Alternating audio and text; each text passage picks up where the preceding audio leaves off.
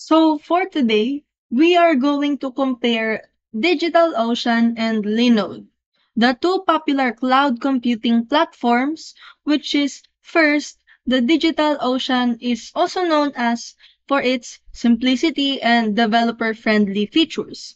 And its pros are it is have a affordable pricing, user-friendly interface, as well as the strong and communication documentation.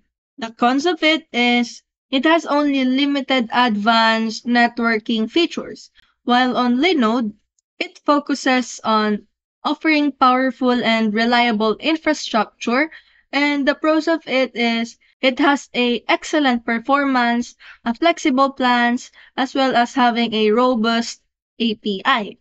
While the cons is it is slightly complex setup for beginners. So in comparison, choose DigitalOcean for ease of use and affordable cloud solutions, and choose Linode for performance and flexibility. And in conclusion, for startups, DigitalOcean is your ideal. And for high performance needs, Linode excels.